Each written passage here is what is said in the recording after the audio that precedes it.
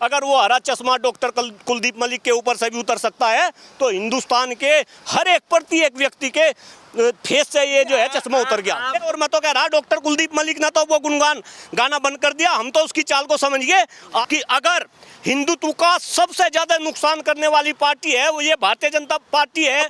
मोदी जी को गांधी जी के शब्द याद आ रहे, हे राम याद आ रहा, मोदी जी को गोडसे याद नहीं आ रहे। एक तरफ ये गोडसे की जो है वाहवाही करते हैं। साथ जो है प्रोफेसर कुलदीप मलिक साहब मौजूद हैं और हर मसले पे जो है लगातार बात करते रहते हैं, चर्चाएं करते रहते हैं। और आज हम जानकारी लेंगे सनातन धर्म के इन मुद्दों को लेकर के जिस तरीके से उठाया जा रहा है। घमंडिया गठबंधन जो है सनातन को खंड खंड करना चाहता है। सर कैसे देख रहे हैं? देखिए श्रीमान जी, जैसा आपने बताया कि नरेंद्र मोदी जी का ये छठा दौरा है मध्य प्रदेश में, और मैं आपको ये बता दूं कि भारतीय जनता पार्टी इस देश को कांग्रेस मुक्त करना चाह रही थी, लेकिन अब धीरे धीरे जिस तरीके से विपक्ष एकजुट होता जा रहा, तो भाई मुझे तो ऐसा लग रहा कि कांग्रेस मुक्त तो ये देश होता नहीं। अब तो ऐसा ना हो कि आने वाले टाइम में ये देश भाजपा मुक्त हो जाए। और ये डॉक्टर कुलदीप मलिक नहीं बोल रहा, ये आज भारतीय जनता पार्टी के जो नेता है उनको भी ये बात नजर आ रही। और आप मीडिया में है, मीडिया के अंदर जो सर्वे आ रहे आने वाले 5 राज्यों में जो चुनाव है और इसके बाद में जो केंद्र में चुनाव है, उनमें कहीं ना कहीं भारतीय जनता पार्टी की हालत आज बहुत ही खस्ता है। रही बात मध्य प्रदेश की, भाई मध्य प्रदेश में तो जितने भी सर्वे आ रहे बीजेपी को वहां 50 से कम सीट दिखा रहे, तो कहीं ना कहीं आज पूरी भारतीय जनता पार्टी बौखलाई हुई है और ये इधर उधर भाग रहे। नहीं, मैं बिल्कुल सनातन धर्म पे मैं आ रहा। भाई सनातन धर्म की जहाँ तक बात है, डॉक्टर कुलदीप मलिक उस जिलों से बिलोंग करता है, मुजफ्फरनगर से डॉक्टर कुलदीप मलिक बिलोंग करता है। और मुजफ्फरनगर के लोगों ने भारतीय जनता पार्टी को भारतीय जनता पार्टी बनाने में महत्वपूर्ण भूमिका अदा की है। डॉक्टर कुलदीप मलिक इस बात को कह रहा कि अगर हिंदुत्व का सबसे ज्यादा नुकसान करने वाली पार्टी है वो ये भारतीय जनता पार्टी है। भाई ये पहले हिंदू और मुसलमानों को लड़ाने लगे, अब ये हिंदुत्व में घुस गए, ये हिंदू के अंदर ये पिछड़ों और अति पिछड़ों को लड़वाने लगे, और फिर ये हिंदू के अंदर जो है जातियों में घुस गए, ये जाट को जो है दूसरी जातियों से लड़वाने लगे, ये गुज्जर को जो है ठाकुरों से लड़वाने लगे। अब ये चाल डॉक्टर कुलदीप मलिक नहीं समझ रहा। हिंदुस्तान के अंदर करोड़ों डॉक्टर कुलदीप मलिक है जो इनकी चाल को समझ रहे, और यही कारण है कि धर्म के ऊपर राजनीति करने वाली भारतीय जनता पार्टी का अब ग्राफ दिनों दिन घटता आ रहा। और यही बौखलाहट है, ये फिर राजनीति में धर्म को लेकर ये सनातन की बात कर रहे। मैं तो आपके चैनल के माध्यम से हिंदुस्तान की जनता को ये बताना चाहता हूँ कि राजनीति में धर्म का समावेश होना ही नहीं चाहिए। अरे भारतीय जनता पार्टी को इन्हीं की बात के ऊपर घेर लो कि भारतीय जनता पार्टी ने जो वादे किए थे 2014 में आने से पहले, खास तौर से जितने भी विपक्ष के लोग हैं और इंडिया गठबंधन में जितने भी राजनीतिक दल है, उनके लिए भी डॉक्टर कुलदीप मलिक का ये संदेश है कि आपको तो नए मुद्दे लाने की जरूरत नहीं। अरे आप क्यों जो है सनातन पे जा रहे और क्यों दूसरे धर्म पे जा रहे? अरे भारतीय जनता पार्टी जो वादे किए थे भारतीय जनता पार्टी में 2014 के चुनाव में, उन वादों पर इन्हें घेरो। कहाँ गया काला धन, कहाँ गया 2 करोड़? मोदी जी कह रहे हैं कि गांधी जी के भी आखिरी शब्द थे हे राम। देखिए श्रीमान जी, अब मोदी जी को गांधी जी के शब्द याद आ रहे, हे राम याद आ रहा, मोदी जी को गोडसे याद नहीं आ रहे। एक तरफ ये गोडसे की जो है वाहवाही करते हैं और दूसरी तरफ अब ये जो है महात्मा गांधी के हे राम को जो है सनातन धर्म से जोड़ते हैं। मोदी जी, आपको सोचना चाहिए कि आप इस देश को कहां से कहां लेकर चले गए।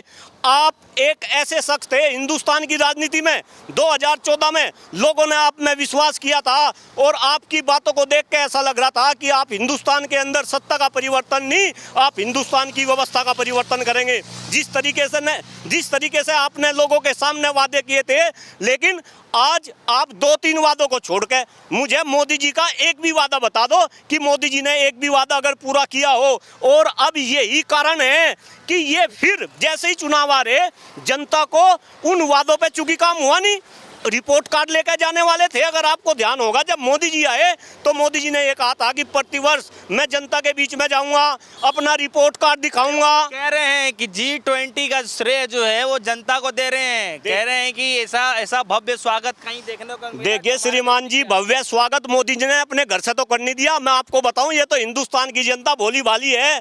आपके चैनल के माध्यम से मैं जनता को ये बता रहा कि G20 के लिए जो बजट निर्धारित किया गया था बजट सेशन में 2023-2024 में, वो मात्र 930 करोड़ रुपए का बजट था, लेकिन उससे 4 गुना खर्च G20 पे जो है हुआ।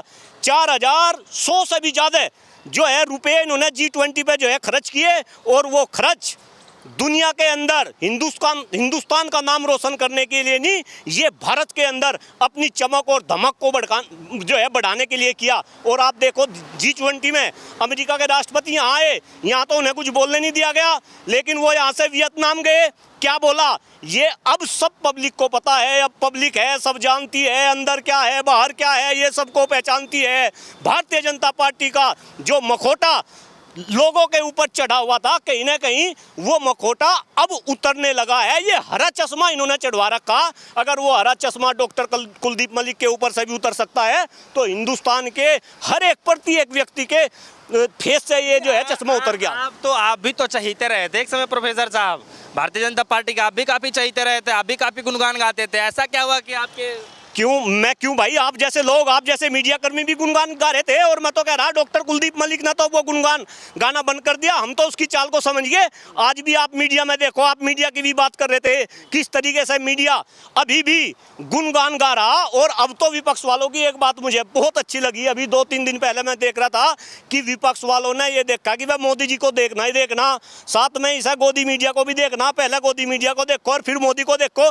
तो कहीं ना कहीं अब जो ये मीडिया के लोग हैं जो भ्रमित खबरें फैलाते हैं, कहीं ना कहीं अब इनका इलाज भी विपक्षी नहीं, ये देश की जनता करेगी। आप देखो जितने भी बड़े बड़े एंकर है, एक एक करके नाम गिनाऊं, आप सुधीर चौधरी की बात करो, आप अंजना ओम कश्यप की बात करो, सबका ग्राफ अब धीरे धीरे नीचे आ रहा। लोगों ने इनको सुनना, इनको देखना, इनकी बातों पे नमन करना अब बंद कर दिया। और अगर इनकी बातों पे नमन करना बंद कर दिया, इनको देखना बंद कर दिया, इसका मतलब है कहीं ना कहीं वे भारतीय जनता पार्टी के ये एंकर थे, कहीं ना कहीं भारतीय जनता पार्टी को लोगों ने सीरियस लेना आज बंद कर दिया। अगर इस देश की राजनीति से 25 साल तक हिंदू मुस्लिम के मुद्दे को हटा दिया जाए, तो मोदी जी तो झूठ ही कह रहे कि वे इस देश को विकसित बना देंगे और वे इस देश को विश्वगुरु बना देंगे।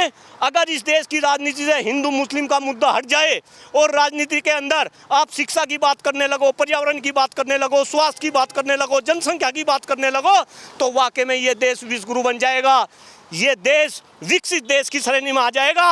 अदरवाइज भाई कुछ भी करते रहो, ये पहले अंग्रेज थे, अंग्रेज हमें हिंदू मुस्लिम में बांटते रहे, और अब ये काले अंग्रेज आ गए, ये हमें हिंदू मुस्लिम में बांटते रहेंगे, आपकी वोट को लेते रहेंगे, और ये देश गड्ढे में जाता रहेगा।